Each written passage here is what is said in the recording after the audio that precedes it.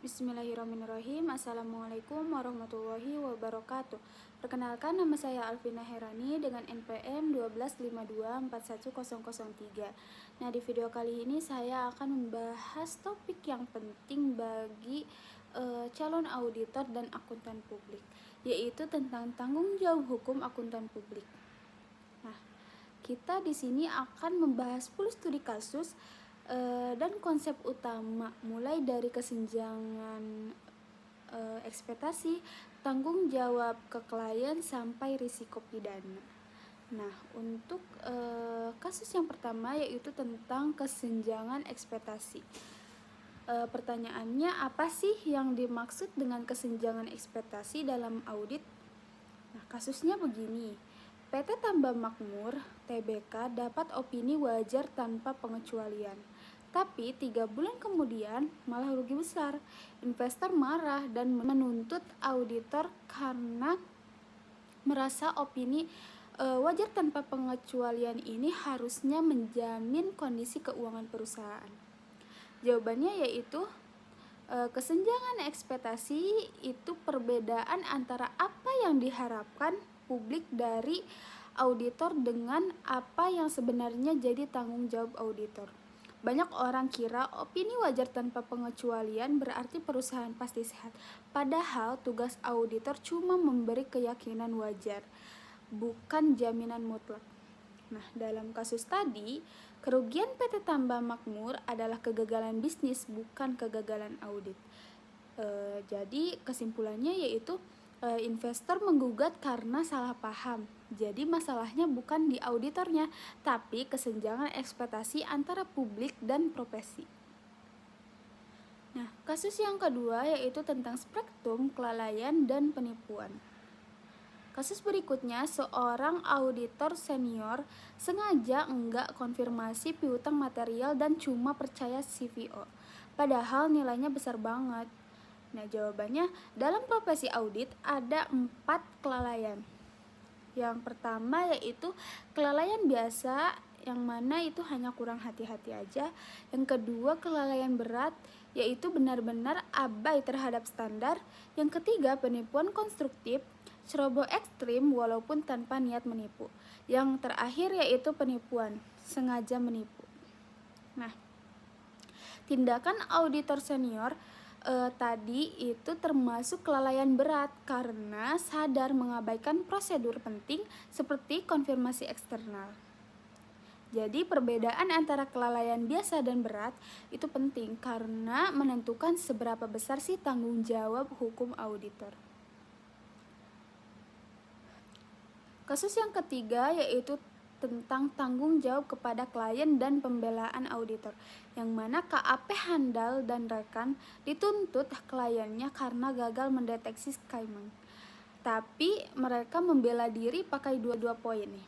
Yang pertama, ruang lingkup audit dan kelalaian klien sendiri. Jawabannya, secara hukum itu hubungan KAP dan klien itu kontraktual. Audit hanya dirancang mendeteksi salah saji material, bukan semua jenis fraud.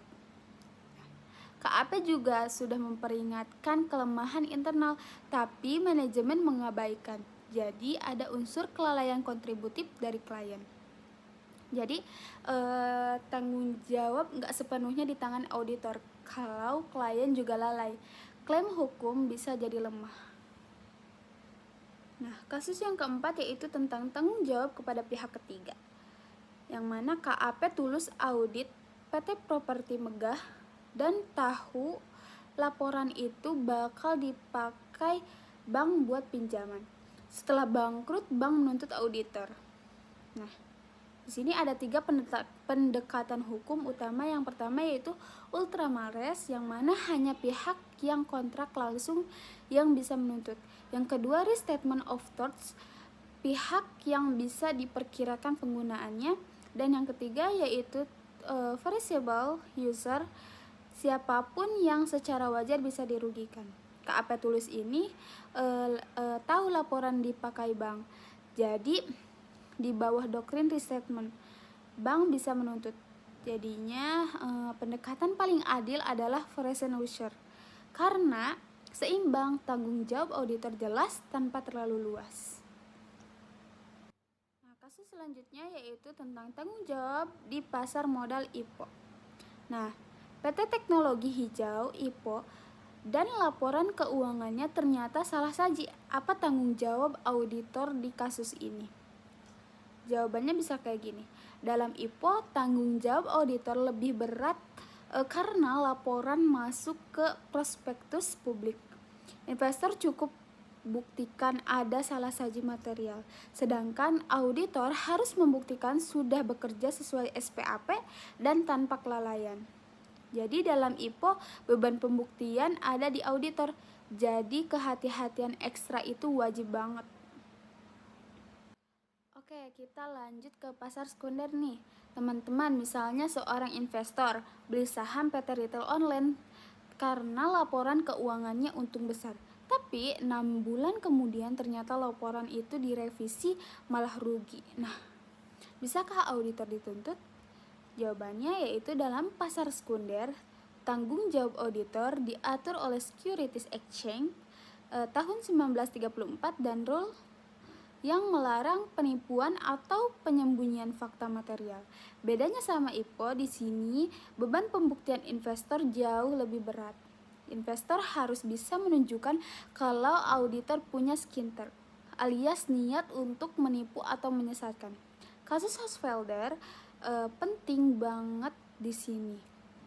Mahkamah Agung menegaskan bahwa auditor nggak bisa dituntut cuman karena lalai, tapi harus terbukti ada niat menipu.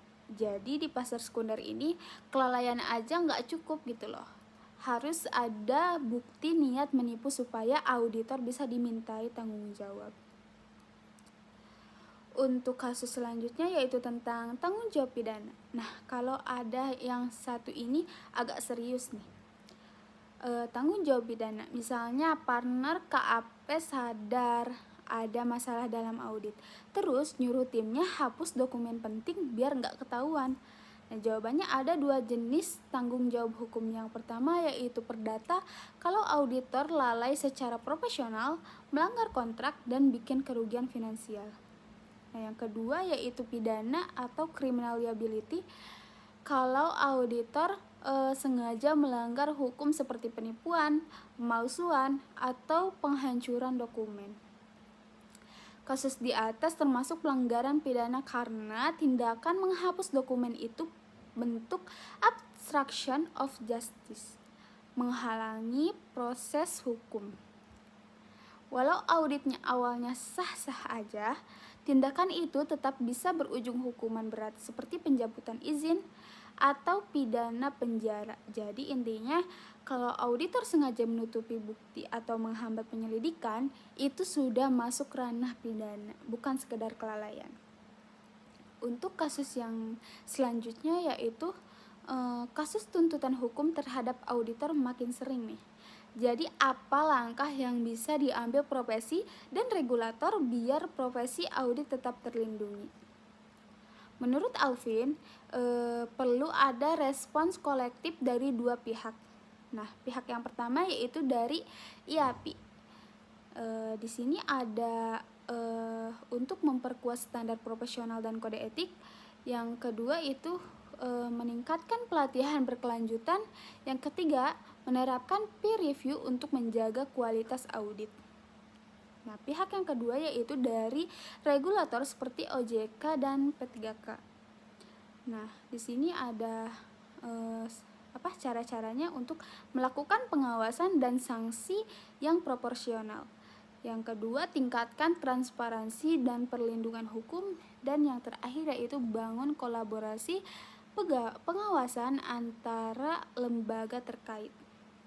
Jadi dengan koordinasi antara profesi dan regulator, resiko litigasi bisa ditekan tanpa mengorbankan integritas profesi akuntan publik. Nah, kasus yang selanjutnya yaitu tentang manajemen risiko litigasi di tingkat KAP.